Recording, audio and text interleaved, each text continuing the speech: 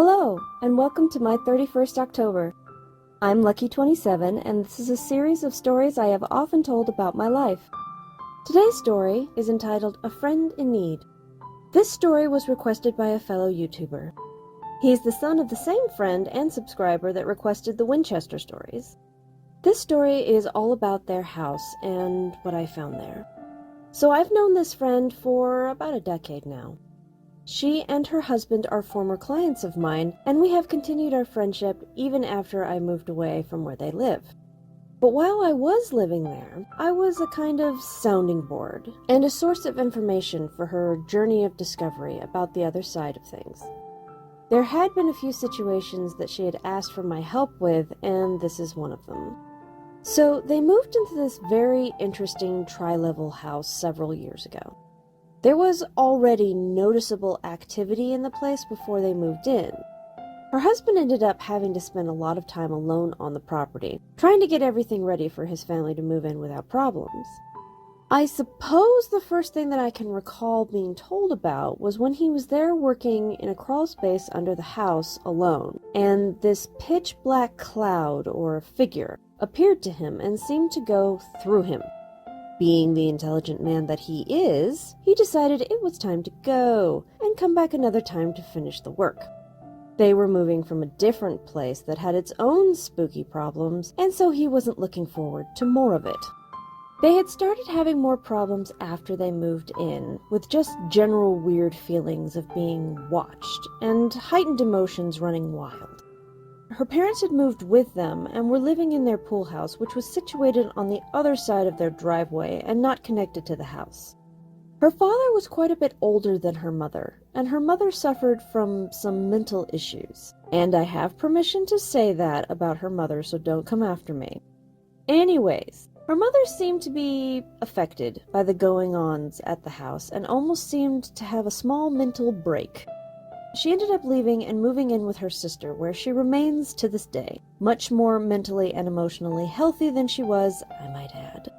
But it was tense while she was there. Unfortunately, my friend's father passed away in the pool house not too terribly long after that. It was a hard time, and things started ramping up in and around the house afterwards. I had been in the background for most of the time up to this point. I had mentioned a few things that I had picked up on when we were together, such as the old man in the Greek fisherman's hat that I'd picked up on right after they had moved into the new place. I had seen him in my mind's eye a few times before she actually asked me if I could pick up on anything about the new place, even though I didn't set foot in there until a year or more after they moved in. I told her that I saw an old man in a Greek fisherman's hat, like my grandma used to wear. He was in a white button-up linen shirt with sleeves rolled up, a dark waistcoat with matching trousers and hemmed pant legs, and smart lace-up boots. He and his surroundings appeared to me in a brownish tent, like an old photograph. He was standing, or leaning, against a fence, and there was a trail behind him that led to some kind of wooded area. He was smiling and beckoning to me to come and take a walk with him. But his eyes were all wrong.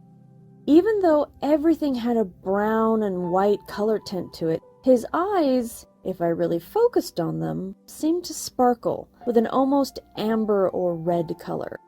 His smile was too wide, and his teeth were too perfect. I knew he was not friendly, nor was he human, but most likely a deva, or a non-human negative entity. I told my friend about him, and I told her to stay away. She was a little shocked because she hadn't told me that there was a fence that led to a trail on the back of her property. She said that she felt like she was being pulled to go back there, but it was covered in poison ivy, and so she hadn't gone back there. I told her just don't go. I felt that it would lead to nothing good. Thankfully, she and her family have heeded my warning and actually have built a high fence in front of the path without a door so that it is completely blocked off now. I always worried that one of her sons or one of their dogs would go back there. There was a funny thing that she didn't tell me that I just found out while talking to her about this video, and that was, before her father passed away, he had seen the man too. She hadn't told him what I had said, so he wasn't just retelling my warning. But she told me that he would call her from the pool house at night and tell her to get over there and bring a gun, because he was seeing an older, tall man in a hat by the fence. As I said, she didn't tell me he was seeing him too, but I am glad that he also sensed that he was up to no good. She said that he'd seen him at least 3 times before he passed away. During the time I told her about the man, I also said that I could hear whispering coming from behind her husband's truck in the dark. She told me that both she and her husband kept seeing flashes of movement and hearing childish voices in the dark along their driveway. They also kept having things go missing around there. I told her that I felt like these were imp-like creatures. Very childlike and not actually dangerous, but mischievous. They liked bothering the dogs and playing games like tag and hide and seek. Little thieves that liked to whisper to each other in the dark to unsettle my friend and her husband. Later, they liked bothering their chickens and spooking their cows, but they weren't overly problematic. But then her boys started having problems. The youngest, who I've always felt connected to, was beginning to feel watched to a point where he wasn't sleeping very well. Now, whenever my friend would come and ask me about things, she wouldn't tell me what was going on. She would simply ask if I sensed anything about something.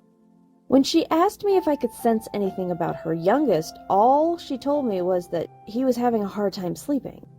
When I asked her if he'd told her about the eyes yet, I thought she was going to start crying. Apparently, he had told her that there were too many eyes on him and he couldn't stand the eyes.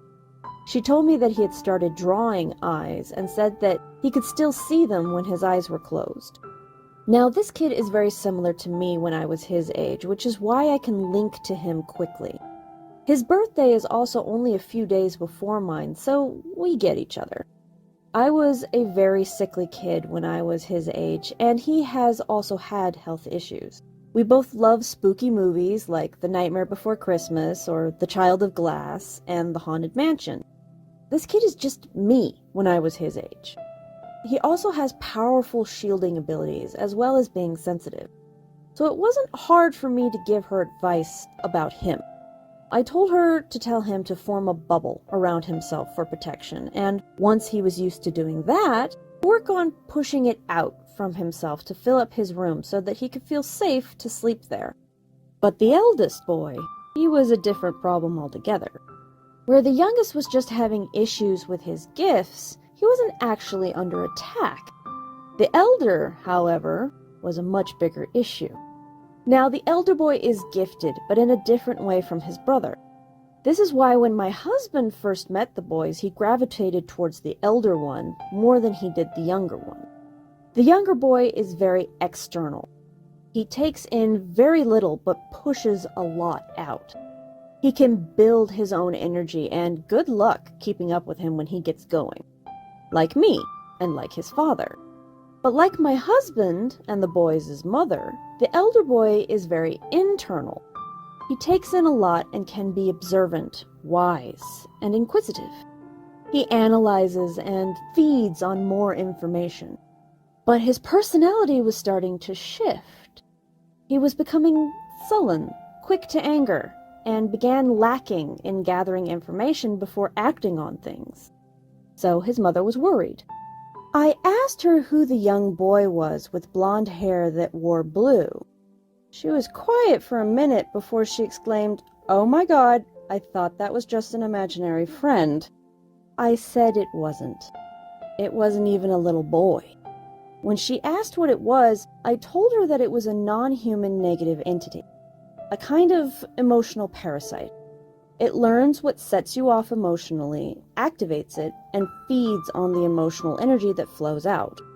I told her that it was showing itself to her son as a child about his age. She said that he had seen it on the roof above his room, and it had even drawn pictures of it. So I told her that she needed to keep her boys close to her and claim her space. She needed to force things away from her family and home because no one was going to do it for her. So she asked me to come over to her house and help guide her through it. I told her I'd stand behind her and be strength for her, but I couldn't claim her space for her. So I went over to her place. This story will be continued in part 2. Thank you for watching. I hope you enjoyed the journey. I'm not sure how often I'll be posting something here, so leave a like, hit the subscribe button and the bell so you get updated when I do post. If you have questions or want to know more about something I've said, leave a comment and maybe I'll make a video explanation on the subject. But please be polite and courteous with the comments. My feelings don't get hurt, but the world has enough hate and judgment in it. It doesn't need yours on this video. If you think you know who I am, please don't leave a comment guessing my identity. Just send me an email at the address in the description box. Thanks again, and I'll see you when I see you.